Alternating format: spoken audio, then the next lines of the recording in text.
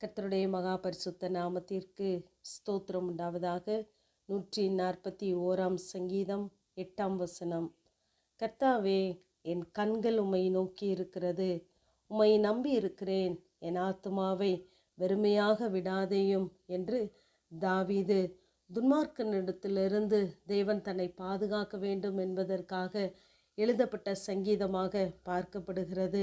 தொடர்ந்து நாம் பார்ப்போமானால், இந்த துன்மார்க்கர் எனக்கு வைத்த கண்ணியின் சிக்குகளுக்கும் அக்கிரமக்காரரின் சுருக்குகளுக்கும் என்னை விலக்கி இரட்சியும். துன்மார்க்கர் தங்கள் வலைகளிலே அகப்படுவார்களாக, நானோ அதற்கு தப்பி கடந்து போவேன் என்று சொல்லுகிறார். நம்முடைய வாழ்க்கையிலும் அநேக சிக்குகள், கண்ணிகள், சுருக்குகள் இருக்கலாம். ஆனால் நம்முடைய ஆத்துமாவை வெறுமையாய் விடாத தேவன் நம்மையும் நம்முடைய ஆத்துமாவையும் தப்புவிக்க அவர் போதுமானவராகவே இருக்கிறார்.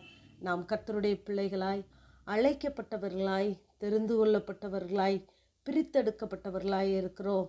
நம்மை ஒருபோதும் அவர் வெறுமையாக விடமாட்டார். இயேசுவானவர் இந்த பூமியிலே 3 நாட்கள் தொடர்ந்து பிரசங்கித்த போது ஜனங்களை பார்த்து சொல்லுகிறார், இவர்கள் வழியிலே சோர்ந்து போவார்களே என்று. நாம் சோர்ந்து போவதை கூட விரும்பாத தேவன் நம்மோடு கூட இருக்கிறார். யோவான் 14:18 நான் உங்களை திக்கற்றவர்களாக விடேன், உன்னிடத்தில் வருவேன் என்று சொல்லுகிறார். நாம் இப்படிப்பட்ட வெறுமையான சூழ்நிலைகளிலே நிற்கும் பொழுது நம்மை தேடி வருகிற தேவன் நம்மை திக்கற்றவர்களாய் வெறுமையாய் விடாத தேவன் நம்மோடு கூட இருக்கிறார். நம்மை எந்த இடத்திலே இருந்து அவர் எடுத்து வந்தார் என்றால், உபாகமம் 32:10 பாலான நிலத்திலும் ஊளையிடுதலும் உள்ள வெறுமையான அவாந்திர வெளியிலும் அவர் அவனை கண்டுபிடித்தார், அவனை நடத்தினார், அவனை உணர்த்தினார், அவனை தமது கண்மணி போல காத்தருளினார் என்று தம்முடைய ஜனமாகிய யாக்கோபை தன்னுடைய சுதந்திர வீதமாக தெரிந்து கொண்டு சொல்கிறார். நாம் கர்த்தருடைய பிள்ளைகளாய் இருக்கிறோம்.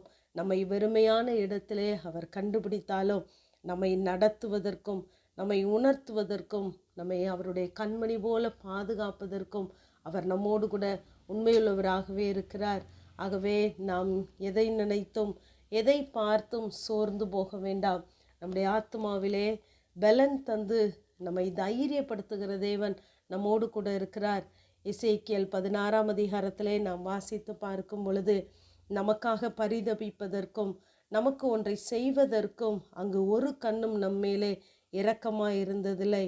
ஆனால் நான் உன் அருகே கடந்து போகும் பொழுது நீ மிதிக்கப்படுவதற்கு ஏதுவாய் இரத்தத்தில் கிடந்தாய், இரத்தத்தில் கிடக்கிற உன்னை பார்த்து பிழைத்திரு என்றேன் என்று சொன்னதோடு மாத்திரமல்ல, என் வஸ்திரத்தை உன்மேல் விரித்தேன் என்று சொல்கிறார்.